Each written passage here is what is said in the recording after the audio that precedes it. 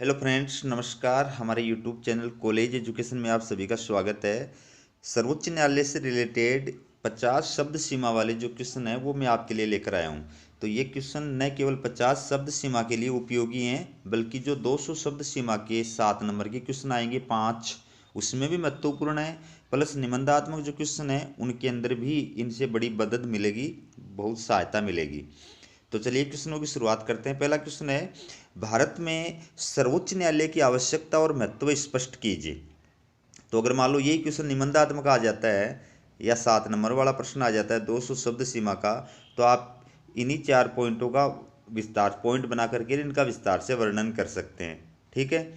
तो सर्वोच्च न्यायालय की आवश्यकता और महत्व निम्न बिंदुओं द्वारा स्पष्ट किया जा सकता है। पहला है, सर्वोच्च न्यायालय संसद द्वारा निर्मित विधि और मंत्रिमंडल द्वारा पारित आदेशों की न्यायिक समीक्षा कर उन्हें संविधान के विरुद्ध होने पर अवैध घोषित कर संविधान की रक्षा करता है। दूसरा, संविधान के संबंध में किसी प्रकार का विवाद उत्पन्न होने पर संविधान की आधिकारिक व्याख्या सर्वोच्च न्यायालय द्वारा ही की जाती है। तीसरा है, संविधान द्वारा प्रदत्त मूल अधिकारों की रक्षा सर्वोच्च न्यायालय द्वारा ही की जाती है। और चौथा है, सर्वोच्च न्यायालय केंद्र और राज्य सरकारों को अपने अधिकार क्षेत्र में रहकर कार्य करने को बाध्य कर संघीय व्यवस्था की रक्षा करता है। तो अब इनके पॉइंट बनाना चाहो आप तो पॉइंट भी बना करके लिख सकते हो कि नंबर 1 संविधान की रक्षा, नंबर 2 संविधान की आधिकारिक व्याख्या, नंबर 3 मूल अधिकारों की रक्षा, नंबर 4 संघीय व्यवस्था की रक्षा। और फिर इस प्रकार से इनका वर्णन कर सकते हो। तो आप आराम से निबंधात्मक प्रश्न भी इस तरीके से कर सकते हो। अगला क्वेश्चन है, सर्वोच्च न्यायालय के न्यायाधीशों की नियुक्ति की कोलेजियम व्यवस्था के बारे में बताइए। उत्तर देखिए, यह न्यायाधीशों की नियुक्ति और स्थानांतरण की प्रणाली है जिसका उल्लेख किसी अधिनियम या संवैधानिक अनुच्छेद में नहीं किया गया है, बल्कि सर्वोच्च न्यायालय द्वारा सेकंड जजेज केस 1993 में किया गया था। सर्वोच्च न्यायालय के कोलेजियम की अध्यक्षता मुख्य न्यायाधीश यानी CJI, chief justice of India द्वारा की जाती है और इसमें सर्वोच्च न्यायालय के 4 अन्य वरिष्ठ न्यायाधीश शामिल होते हैं। सर्वोच्च न्यायालय के अन्य न्यायाधीशों की नियुक्ति कोलेजियम द्वारा दिए गए परामर्श के आधार पर राष्ट्रपति द्वारा की जाती है। अगला क्वेश्चन देखिए, सर्वोच्च न्यायालय के न्यायाधीश के लिए आवश्यक योग्यताएं बताइए। तो संविधान के अनुच्छेद 124 के तहत सर्वोच्च न्यायालय के न्यायाधीश के रूप में नियुक्त होने के लिए निम्न योग्यताएं होना आवश्यक है। पहली है, वह भारत का नागरिक हो, और दूसरी है वह किसी उच्च न्यायालय का 5 वर्ष तक न्यायाधीश रहा हो। अब अथवा में 2 और हैं, या किसी उच्च न्यायालय या दो से अधिक न्यायालयों में 10 वर्ष तक अधिवक्ता रहा हो, वकील। और तीसरी अथवा में राष्ट्रपति के विचार में एक पारंगत विधिवेता हो। अगला क्वेश्चन देखिए, न्यायाधीशों पर महाभियोग की प्रक्रिया का वर्णन कीजिए। बहुत इंपॉर्टेंट क्वेश्चन है। अनुच्छेद 124 खंड 4 के तहत न्यायाधीशों को हटाने के लिए निम्न प्रक्रिया को अपनाया जाता है जो महाभियोग के नाम से जानी जाती है। तो महाभियोग प्रक्रिया क्या है, देखिए, महाभियोग लगाने के लिए लोकसभा की कम से कम 100 और राज्यसभा की कम से कम 50 सदस्यों के समर्थन की आवश्यकता होती है। यानी जिस भी सदन में महाभियोग प्रस्ताव पेश किया जा रहा है, तो पेश करने के लिए लोकसभा में पेश किया गया तो कम से कम 100 सांसदों का समर्थन होना चाहिए उसके फेवर में, और राज्यसभा में पेश किया जा रहा है तो 50 सांसदों का उसके समर्थन में पक्ष में समर्थन होना चाहिए। दूसरा है, इस प्रस्ताव की एक 3 सदस्यीय समिति द्वारा जांच की जाती है। और तीसरा, जांच में दोषी पाए जाने पर संसद के प्रत्येक सदन द्वारा अपने विशेष बहुमत से, विशेष बहुमत का मतलब क्या है, देखो, अर्थात उस सदन की कुल सदस्य संख्या का बहुमत तथा उपस्थित और मतदान करने वाले सदस्यों के 2/3 बहुमत से पारित कर दिया जाता है। तो राष्ट्रपति द्वारा न्यायाधीश को पद से हटा दिया जाता है। तो ये महाभियोग प्रक्रिया है जिसके जरिए सर्वोच्च न्यायालय के न्यायाधीशों को और उच्च न्यायालय के न्यायाधीशों को पद से हटाया जा सकता है। अगला क्वेश्चन देखिए, सर्वोच्च न्यायालय के प्रारंभिक क्षेत्राधिकार का वर्णन कीजिए। तो वे विवाद जिन पर सुनवाई करने का अधिकार सिर्फ सर्वोच्च न्यायालय को ही प्राप्त है, उच्च न्यायालय को प्राप्त नहीं है, उसे सर्वोच्च न्यायालय का प्रारंभिक क्षेत्राधिकार कहा जाता है। अनुच्छेद 131 के तहत निम्न विषयों में सर्वोच्च न्यायालय को प्रारंभिक क्षेत्राधिकार प्राप्त है। पहला है, केंद्र सरकार तथा एक या एक से अधिक राज्यों के बीच में कोई विवाद। दूसरा है, केंद्र सरकार, राज्य या राज्यों तथा एक या अधिक राज्यों के बीच में विवाद। और तीसरा है 2 या 2 से अधिक राज्यों के बीच उत्पन्न विवाद। अगला क्वेश्चन देखिए, अगला क्वेश्चन है सर्वोच्च न्यायालय के न्यायाधीश क्षेत्राधिकार से क्या तात्पर्य है। तो इसमें देखिए अनुच्छेद 32 खंड 1 के तहत संविधान ने सर्वोच्च न्यायालय को नागरिकों के मूल अधिकारों के रक्षक एवं गारंटर के रूप में स्थापित किया है। सर्वोच्च न्यायालय को संविधान द्वारा प्रदत्त नागरिकों के मूल अधिकारों को लागू करने के लिए समुचित कार्रवाई करने का अधिकार प्रदान किया गया है। सर्वोच्च न्यायालय बंदी प्रत्यक्षीकरण, परमादेश, उत्प्रेषण, प्रतिषेध एवं अधिकार परीक्षा आदि लेख यानी न्यायादेश जारी कर संविधान द्वारा प्रदत्त नागरिकों के मूल अधिकारों की रक्षा कर सकता है। इस तरह का क्षेत्राधिकार उच्च न्यायालय को भी प्राप्त है, इसलिए इसे सर्वोच्च न्यायालय का समवर्ती प्रारंभिक क्षेत्राधिकार भी कहा जाता है। अगला क्वेश्चन देखिए, सर्वोच्च न्यायालय के अपीलीय क्षेत्राधिकार से क्या तात्पर्य है। तो उत्तर देखिए, सर्वोच्च न्यायालय को अपीलीय क्षेत्राधिकार प्रदान किया गया है। इसका तात्पर्य है कि सर्वोच्च न्यायालय को भारत के राज्यों में स्थित उच्च न्यायालय के द्वारा दिए गए निर्णयों के विरुद्ध अपील सुनने का अधिकार प्राप्त है। सर्वोच्च न्यायालय के अपीलीय क्षेत्राधिकार को 4 वर्गों में विभाजित किया जा सकता है। पहला है संवैधानिक मामलों में अपील, दूसरा दीवानी मामलों में अपील, तीसरा है फौजदारी मामलों में अपील और चौथा है विशेष अनुमति द्वारा अपील।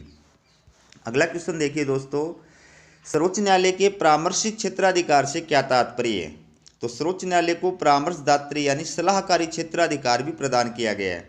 इसके तहत अनुच्छेद 143 के तहत सार्वजनिक महत्व के किसी विषय पर राष्ट्रपति द्वारा सर्वोच्च न्यायालय से परामर्श मांगने पर सर्वोच्च न्यायालय राष्ट्रपति को परामर्श प्रदान कर सकता है। यद्यपि सर्वोच्च न्यायालय के लिए संवैधानिक दृष्टि से ऐसी कोई बाध्यता नहीं है कि उसे परामर्श देना ही पड़ेगा। ठीक है, अगला क्वेश्चन देखिए, सर्वोच्च न्यायालय मौलिक अधिकारों का संरक्षक है, स्पष्ट कीजिए। तो संविधान द्वारा भारत के सर्वोच्च न्यायालय को संविधान द्वारा प्रदत्त नागरिकों के मूल अधिकारों का रक्षक एवं गारंटर के रूप में स्थापित किया गया है। अनुच्छेद 32 खंड 1 के तहत सर्वोच्च न्यायालय को मूल अधिकारों को लागू करने के लिए समुचित कार्रवाई करने का अधिकार प्रदान किया गया है। किसी भी नागरिक के मूल अधिकारों का हनन होने पर वह सर्वोच्च न्यायालय की शरण ले सकता है। सर्वोच्च न्यायालय बंदी प्रत्यक्षीकरण, परमादेश, प्रतिषेध, उत्प्रेषण और अधिकार परीक्षा आदि लेख जारी कर नागरिकों के मूल अधिकारों की रक्षा करता है। अगला क्वेश्चन देखिए, न्यायपालिका की स्वतंत्रता की रक्षा के लिए संविधान में क्या व्यवस्था की गई है। अब यही क्वेश्चन 200 शब्द सीमा वाला 7 नंबर का भी आ सकता है, यही क्वेश्चन निबंधात्मक भी आ सकता है। तो अगर आप ये पॉइंट तैयार कर लेते हैं तो आपका निबंधात्मक क्वेश्चन भी तैयार हो गया। ठीक है, तो संविधान में न्यायाधीशों की या न्यायपालिका की स्वतंत्रता के लिए क्या क्या प्रावधान किए गए देखिए। पहला है न्यायाधीशों की नियुक्ति की श्रेष्ठ प्रक्रिया की व्यवस्था, फिर है दीर्घ कार्यकाल और कार्यकाल की सुरक्षा, फिर है पर्याप्त वेतन और भत्ते और इनकी सुरक्षा, फिर है अपनी कार्य प्रणाली हेतु नियम बनाने का अधिकार, फिर है कर्मचारी वर्ग पर नियंत्रण, फिर है न्यायालय के निर्णय तथा कार्य आलोचना से परे, और फिर है अवकाश प्राप्ति के बाद वकालत करने पर प्रतिबंध। तो ये 7 पॉइंट हो गए, इनकी सहायता से आप निबंधात्मक प्रश्न भी आराम से तैयार कर सकते हैं। अगला क्वेश्चन देखिए, न्यायिक पुनरावलोकन से आप क्या समझते हैं। दोस्तों न्यायिक पुनरावलोकन के 2 अन्य नाम भी हैं, न्यायिक पुनर्विलोकन, न्यायिक पुनरीक्षण और न्यायिक समीक्षा। सबका एक ही मतलब है।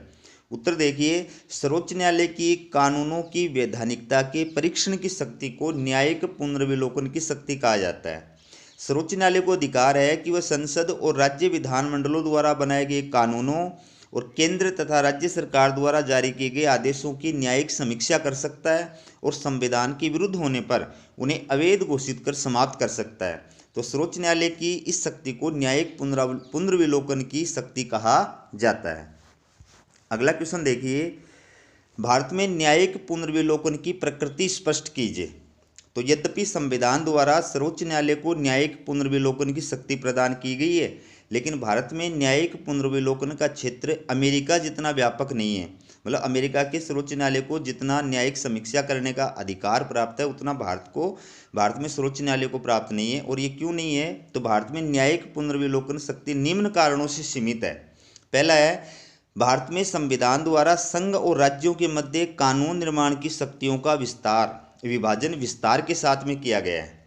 दूसरा है भारत में मूल अधिकारों के साथ उसकी सीमाएं भी संविधान द्वारा निश्चित की गई हैं। और तीसरा है भारत में कानून की उचित प्रक्रिया के स्थान पर कानून द्वारा स्थापित प्रक्रिया को अपनाया गया है। अगला क्वेश्चन देखिए, न्यायिक पुनर्विलोकन की किन आधारों पर आलोचना की जाती है।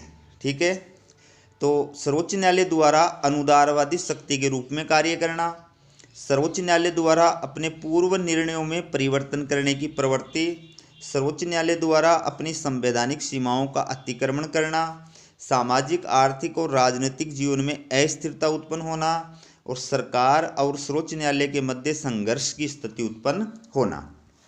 अगला क्वेश्चन देखिए, न्यायिक सक्रियता से आप क्या समझते हैं। तो न्यायिक सक्रियता का से नागरिकों के अधिकारों की रक्षा करने के लिए तथा समाज में सामाजिक आर्थिक न्याय को बढ़ावा देने के लिए न्यायपालिका द्वारा परंपरागत न्याय की धारणा से हटकर और आगे बढ़कर पीड़ित पक्ष को न्याय प्रदान करने के लिए अपनी भूमिका निभाने से है। दूसरे शब्दों में इसका अर्थ है न्यायपालिका द्वारा सरकार के अन्य दो अंगों व्यवस्थापिका और कार्यपालिका को अपने संवैधानिक दायित्वों के पालन के लिए बाध्य करना और इसके लिए आदेश तथा निर्देश जारी करना। अगला क्वेश्चन देखिए, न्यायिक सक्रियता की धारणा के उदय और विकास के कारण बताइए। तो अमेरिका के सर्वोच्च न्यायालय द्वारा शुरू किए गए जनहित अभियोग, राजनीतिक दलों और नेताओं के आचरण में गिरावट, विधायी संस्थाओं में व्याप्त घोर अव्यवस्था और कार्यपालिका की अक्षमता, कार्यपालिका की अपने दायित्वों से बचने की प्रवृत्ति, राजनीतिक और प्रशासनिक व्यवस्था में व्याप्त भ्रष्टाचार। अगला क्वेश्चन देखिए, न्यायिक सक्रियता के प्रमुख पक्ष और मान्यता बताइए। तो जनहितकारी अभियोगों को मान्यता, कानूनी न्याय के साथ साथ सामाजिक आर्थिक न्याय पर बल, शासन की स्वेच्छाचारिता पर नियंत्रण, शासन प्रशासन को आवश्यक निर्देश देना। अगला क्वेश्चन देखिए, न्यायिक सक्रियता की आलोचना किन आधारों पर की जाती है। अब तो देखिए इसमें कि न्यायिक सक्रियता की आलोचना किन आधारों पर की जाती है। सर्वोच्च न्यायालय द्वारा व्यवस्थापिका के तीसरे सदन की भूमिका निभाने की चेष्टा करना। दूसरा है एक तरह की न्यायिक तानाशाही। तीसरा है सामाजिक आर्थिक क्षेत्र की यथार्थ परिस्थितियों को ध्यान में रखते हुए निर्णय न देना, यह आएगा न देना। फिर है न्यायिक सम्मान के प्रति अत्यधिक भावुकतापूर्ण दृष्टिकोण अपनाना। और लास्ट क्वेश्चन है दोस्तों, जनहित याचिका, बहुत इंपॉर्टेंट क्वेश्चन है। PIL, public interest litigation, PIL। तो भारत में जनहित याचिका सर्वोच्च न्यायालय की न्यायिक सक्रियता का एक रूप है। इसकी शुरुआत 1980 के दशक में हुई थी। न्यायमूर्ति PN भगवती को इस अवधारणा का प्रवर्तक माना जाता है। जनहित याचिका के अंतर्गत कोई भी जनभावना वाला व्यक्ति या सामाजिक संगठन किसी भी व्यक्ति या व्यक्तियों के समूह के अधिकार दिलाने के लिए न्यायालय जा सकता है। न्यायालय उन्हें ही याची मानते हुए, याचिकाकर्ता मानते हुए, उनके प्रार्थना पत्र को स्वीकार करते हुए पीड़ित पक्ष को राहत प्रदान करने का कार्य करता है। तो दोस्तों ये वीडियो कैसा लगा कमेंट करके ज़रूर बताएं। अगर आप कंपटीशन एग्जामों की तैयारी कर रहे हैं तो हमारा दूसरा यूट्यूब चैनल है शेखावाटी लेक्चर। ठीक है, यूट्यूब पर सर्च करेंगे शेखावाटी लेक्चर तो वो बिल्कुल आएगा। तो आप वहाँ पर राजस्थान GK और संविधान से रिलेटेड बढ़िया तैयार की हुई वीडियो देख सकते हैं। हमारा वीडियो देखने के लिए आपका बहुत बहुत धन्यवाद।